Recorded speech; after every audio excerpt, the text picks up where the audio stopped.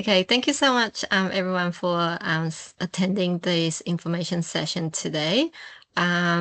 Just before I start, I would like to acknowledge the traditional owners of the land on where we are all dialing in onto this call from. For me, this is the Wurundjeri people of the East Kulin Nation, and paying our respect to the elders past and present, and also like to extend that respect to all Aboriginal and Torres Strait Islanders people that are here with us today. And yes, recognizing that Indigenous people are a priority population, and there are many challenges and barriers for First Nation children, especially in accessing ongoing cancer care and having best possible outcome. So that is something definitely, it is also a priority for Children's Cancer CoLab, and we would like to see a future where there is ensuring they have the best care that they can have. And yes, I'll get started. And I think what we're going to do is we'll just run through the presentation, and we'll take the questions right at the end. But in the meantime, if you have any questions, feel free to using the Q&A function to leave your questions, and we can go through them all together at the end. In starting, I want to share a message from Candice. Candice is a member of our patient and family advisory committee, and showing on the slide here is Candice with her son River. River, it had leukemia at the age of 2, and the family is very grateful for how the medical research has come, and so that they were able Rivers was able to recover from leukemia after receiving a bone marrow transplant. They've shared the view that they are very grateful for the medical research, but at the same time they do want to also share the perspective of how much their perspective can help to shape the research and care design, and having a better outcome for all childhood cancer survivors and families. This is just an overview of the agenda for what we're going to discuss today at the call. But I also want to acknowledge our major funding partners from the Victorian Department, Children's Cancer Foundation, and My Room. Their generosity and in commitment to childhood cancer has allowed us to put together these funding opportunities into childhood cancer research. So just want to acknowledge their contribution and commitment. And just starting with us, I think maybe most of you on the call have heard of Children's Cancer CoLab before, but if you haven't, this is the opportunity to share with you about who we are. As I said, our funding came from the Victorian Government, Children's Cancer Foundation, and My Room, but we are a non-profit organization that funds research into improving outcomes for childhood cancer. And our vision is that every child with cancer will survive and thrive. And then to do that, what we're doing is we work with different sectors. We work with patients and families. We're working with philanthropy partners and charity partners. We're working with the government to understand the policy and making sure it's aligning to the national and the state policies, and also working with clinicians and researchers to understand where are the emerging research trends and where the field is going. So we see ourselves right in the middle of all these different partners, and we do want to work with everyone in progressing the field and innovation.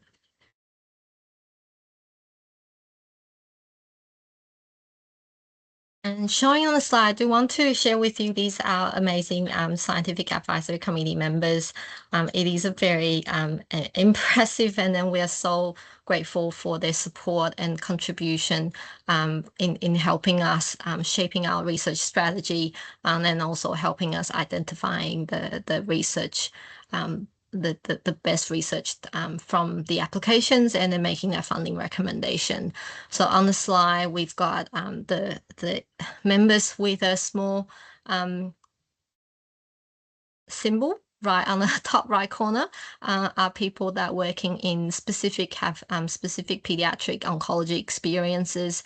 But then as you can see, we also have a range of other experts that are working across, for example, drug development or just clinical trial design space as well, to help us putting together all the expert advices that we need in shaping our strategy and looking at the funding recommendations.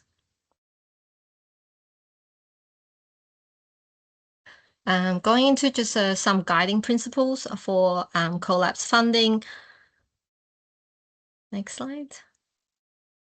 Yes, so these are the 5 guiding principles, and I think Sarah will go through more details, explanations about how they are applied under each of our funding opportunities. But essentially, for example, for under patient-driven, in addition to having a patient and family advisory committee that help us shape our research strategies, we also involve their perspectives in reviewing all our grants. So it is note that, for some of you who might have already applied for funding with us last round, there is a plan language summary that you will all have to submit as part of the application. And then that really is to be reviewed and assessed by our lived experience reviewers. And won't go into the detail because I think they will probably be a bit more self-explanatory as we go into the specific sections of the funding guideline. Sorry, Sarah, if you go back to the previous slide. One thing to point out from here is our milestone-based funding mechanisms. Do want to stress that all our projects, we do want to see very clear, measurable deliverables for the key milestones. This will help us understand the progress of your research and so allowing us to make very informed decisions on the continuity of the funding.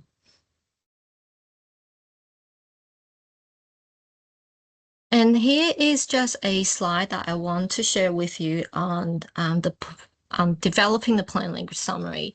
A lot of you will have quite a lot of experience in working with the experienced members in involving your research development as well as putting together your applications. In the last round, these are some of the feedbacks from our lived experience reviewers that they want to, I guess, encourage the researchers and clinicians when you're preparing for your plan language summary.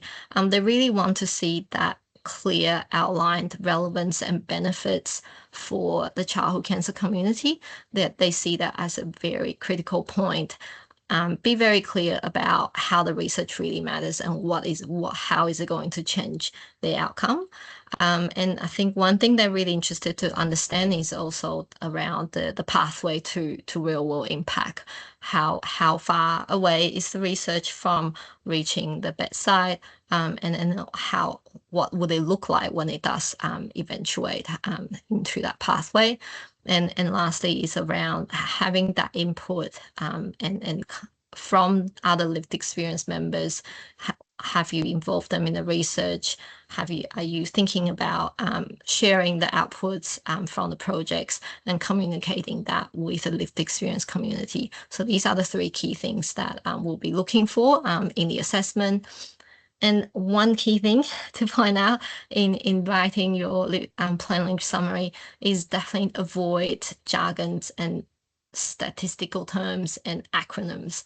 I know we're all, as scientists, you're all very used to writing acronyms, but this is something that is quite challenging for the experience and when they're reading the summary. So if you can make it very simple, read it aloud, if you feel like it sounds great, and you can make anyone from the street on understanding what the project summary is about, then I think that will be a great summary for our lived experience reviewers. And I think that's where I finish and pass on to Sarah. Thank you, Sarah. So I'm Sarah Stewart, and I will walk you through our funding opportunities that are about to open. So here I'd just like to highlight that some of you may be aware that last round we had next generation therapies and safer therapies as our project impact programs.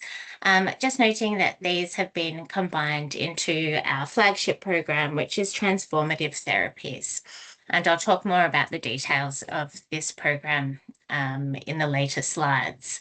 And I'll also talk about future leaders as well, as these are the two that are about to open for funding. So this is really an overview of all of the funding opportunities that are about to open. And I just wanted to flag here that we've got Transformative Therapies, as I mentioned earlier. And under Transformative Therapies, we've actually got two categories. We've got project grants as well as seed grants. And I will walk you through both of those. Under Future Leaders, we have two categories as well. So this year we'll be running academic researcher fellowship. So last year we had one early and one mid-career fellowship. This year we're doing one academic researcher fellowship, and we also have clinician researcher fellowships. So getting into a bit more of the details. So for transformative therapies, as I mentioned, there's two categories, and one of those is our project grants. And so within this opportunity, we have up to 2 million available for CoLab consortium partners in Victoria, and also up to 1.5 million available nationally, which includes Victoria. So for these particular projects, there's a maximum budget of 500,000 per grant, and the grant can be for up to 3 years, but it doesn't have to be 3 years in length. So really the point of these grants is for any kind of research. So it will fund basic foundational translational research all the way up to clinical research as well. And it's specifically for hypothesis-driven research in the area of pediatric oncology. And so you need to have a clear evidence base and some supporting data that justifies a more substantial program of work. And really the focus of this grant is generating enough evidence to boost your competitiveness for major external funding opportunities. So I guess a point of difference for this particular funding opportunity is that it's milestone driven. And so when you come to put your application together, you will need at least 2 critical review points that will help us determine the progress of the project, and it will also allow for adjustment and refinement. So these aren't necessarily points where really strict points. These are contact points where we can see whether or not the intended outcome of the project will be met. And another point is just that the budget should actually be developed in line with these milestones. So how much money will it take for you to reach the first milestone and the second milestone? So that's a really critical thing. And that's something that you'll be asked to do at the EOI stage. And then we'll ask for more information in the full application. So where a project does fail to meet its milestones, and there's no viable alternative, so obviously there may be viable alternatives for most projects, but in this case, the SAC may decide that the project will be terminated at one of these points. If the project is really, really successful, we do have this fast track opportunity where you may be able to apply for funding that is out of cycle. And so that is based on meeting those milestones and then writing up another project application that can be fast-tracked and decided whether or not to fund by our scientific advisory committee. So this is another overview of the project grants, but really here I just wanted to highlight that it's a 2-stage process. And so we will be opening for EOIs to start with. And so this is a much more brief expression of interest format where you'll have a very short sort of project description and a few other sections. But of note, as Sarah said, you know, everything's underpinned by lived experience. So it will be reviewed by scientific experts as well as members of our lived experience review panels as well. If your application is successful, you'll be invited to submit a full application and all of the dates for this are down here. All of the assessment criteria are available in our funding guidelines, and I encourage you to visit our website for more information. But just to note that we've highlighted the section for the plain language summary, and so the point of this part is really to highlight the benefit to pediatric oncology and how it's going to impact patients. So the EOI period opens for submissions on the 12th of August. So next up, we have our Transformative Therapies seed grants. So as per the name, these are much smaller. We have $300,000 available for CoLab consortium partners only. So this is the first year that we're actually running this seed grant program. And so we're starting with our CoLab consortium partners. And there's a maximum budget of $150,000 per year. So the aim of the seed grants is for funding very early stage, high risk, high potential projects. So this might be a project with some really innovative concepts that you don't have any preliminary data for, and you have a key experiment that you want to do, and you need funding to do that to see whether or not that project has legs. That's exactly what we're looking for. And so the point of this seed grant is to build that preliminary data so that you've got evidence to boost your competitiveness for further funding, such as in our project grants or for external funding as well. So rather than being milestone based, it's really outcome focused. And so really, honing in on testing that key hypothesis, and to show whether an idea is viable for further development. And with that, instead of having milestones, we'll still have check-ins with CoLab management to see how the project is tracking. And again, if the seed grant goes really well and you've got strong preliminary data, you may be able to apply for our fast-track opportunities to secure funding to boost this into a larger project application.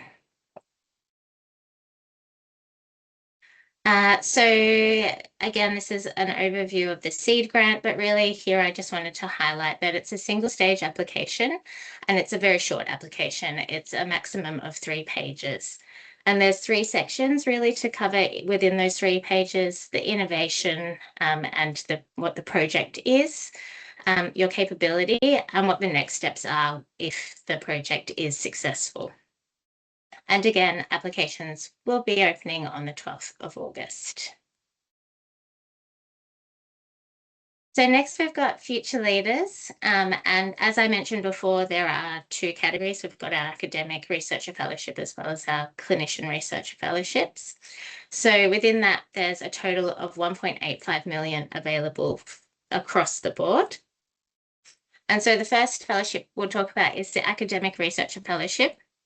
And this has maximum budget, and it depends on which stage of your career you're at. So when you apply for this funding opportunity, you'll be asked to select whether you're an early career researcher, which would be up to 5 years active research time post PhD, or whether or not you're a mid-career researcher, which is between 5 and 10 years active research time. Yeah, so the budgets are slightly different for each of these in line with the salary requirements. So you can see those values here. And just to note that there's also, in addition to the salary costs, we also have some additional support to cover some of your consumables, research activities, as well as professional development costs. And so for early career researchers, it's $10,000, and for mid-career researchers, it's $20,000 per year. So $60,000 total. So each of these fellowships would be for a 3-year period. I'm not sure if it says that anyway. So but 3 years of funding, yeah, I think that's all I wanted to say on this one. And so the other category we have is clinician researcher fellowships. So this has a maximum budget of around 400,000.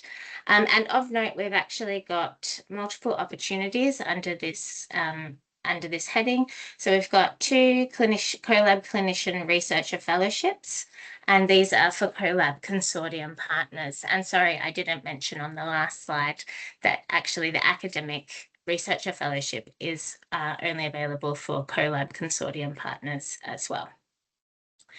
But we've got two opportunities for clinician researchers for our CoLab consortium partners, and these are funded by the state Victorian government as well as the Children's Cancer Foundation. And we also have one McGrath clinician researcher fellowship that will be specifically funded by MyRoom. And this one is available for national applicants, including Victoria as well. So for the Clinician Researcher Fellowship, the funding supports an appointment for the research side of things between 0.4 and 0.6 FTE protected research time. So the idea is that it takes some of your clinical time to dedicate to research. And you are expected to maintain a minimum of 0.2 FTE for your clinical duties. I also just want to highlight that the base salary in year one for 0.4 FTE is 85,000, and this excludes on costs. So we don't actually pay the on costs and institutional overheads as part of this fellowship. So again, this is an overview of the fellowships that are available. But again, I just want to highlight that each of the fellowships are for 3 years, and it's a single application stage. So it's a single full application. However, your application would go through a 2-stage review process. So the first round of review is from a multidisciplinary expert panel, so scientific expert panel, whereas the second round of review will go both to lived experience as well as a scientific expert review panel as well. And so we will have applications shortlisted from the first round of review to the second round of review. The assessment criteria is outlined below, and again, there will be the lived experience section, which is outlined in the application. But you've got these are the breakdown or the weighting of each of these sections as well. So you've got your research project as well as your capability, and that includes sort of your track record and everything. But I just want to highlight here that it is relative to opportunity, and we really want you to speak to the opportunities that you've been given during your career, not just your career interruptions. And also speak about how this opportunity is going to allow you to build your career and take those next steps. And so the application submission period is here as well. So all of these opportunities open on the 12th of August. And I'll pass back to Sarah, who's going to go through eligibilities and grant conditions. Yes. Next slide, please.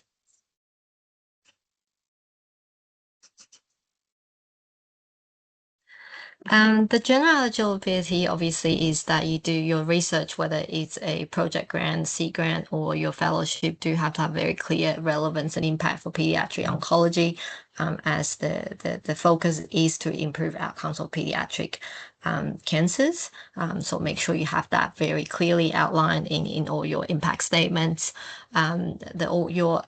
The administering organization of the grant has to be NHMRC approved, and there is a limitation on up to 3 applications for each of the categories from the lead institutions. And when I say lead institutions, that means it's the institution where the researcher or the applicant will be working at, and that limitation of 3 applications per category is literally per category. So you can have up to 3 for the project grant, up to 3 for the seed grant, and up to 3 for the fellowship applications from each lead institution. However, each of the lead investigators can only apply for one application under each of those categories. But however, you can participate as a project team member on your collaborator's application. That is totally fine. And one thing that we have talked about at the start around the principles is that collaboration. Each application must nominate at least one other collaborators with either a funding request from as part of the application or in-kind contribution provided as part of from another institution. So that we want to see at a minimum across the institutional collaboration and obviously national collaborations or even international collaborations, that is all highly preferred. And last thing to note is that for all of the salaries that's included in your funding request, the on-cost is capped at 20% maximum. And then there are some other considerations for different activities. Please do refer to our funding guidelines on those details. And for across all our funding opportunities, institutional overheads are not eligible. And key grant conditions. We have updated our website, so all the key grant conditions are available on our website. So you're very encouraged to have a look at them before you start applying for your funding grant. From preparing your application to make sure that you're comfortable with the terms and conditions that we have outlined. We do work with pro bono legal services, so we're not able to accept any material changes to our agreement template. So this is also why please do have a look and look at those conditions, and then you can raise any questions if you have any concerns. And then lastly is that we do want to make sure once we've announced we've let you know about the funding outcomes, we do want to progress those funding agreements quite quickly. So there is a period of 6 weeks. So that's 30 business days where we want to have all the agreement fully executed from the date that we've provided with the draft agreement.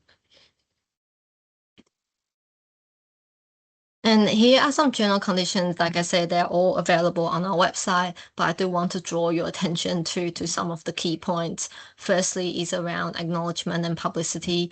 We are extremely grateful for the contribution from our major funding partners, and we do want to make sure that they are involved in the communications that comes out from the projects and also any of your success and outputs. So we want to work with you in promoting your projects, and so that includes having your information shared on the project on our websites. There might be media releases or announcements. There might be some sort of media events and interviews involved from time to time, and we'll work with you to make sure that the highlight of your project can be included. Reporting is pretty standard. One thing that we do differently is that we do have a 6-monthly catch up. It's a summary catch up meeting with us so that we can talk about what you've done in the past 6 months and where you're planning for the next 6 months. The written report is an annual written report. And in terms of the intellectual properties and commercialization, to highlight that whilst all the IPs will stay with you and your administrator institution, in the case that the IP leads to a commercial activities or any sort of income, and if the IP came from projects funding as the only funder that has contributed to the IP, then we request a 17% of share from those activity or licensing events. Of course, recognizing that most of the research is built over time, and you will have a lot of different funders that have supported you to generate that IP that leads to any success stories. In those cases, we'll definitely work with all the other funders to determine what will be a reasonable and appropriate return for each party's contribution. And do we have another slide? Application process. So this is a very high level overview, obviously, of all the different processes, and it's got the timeline as well. Sarah's already pointed out that they are slightly different. Some of them have two-stage reviews, some of them have two-stage application process, and a C grant would just be one straight up short application. So do refer to the relevant funding guideline. All the information's up there, and if you're not sure about specific dates, please let us know. We can clarify that as well.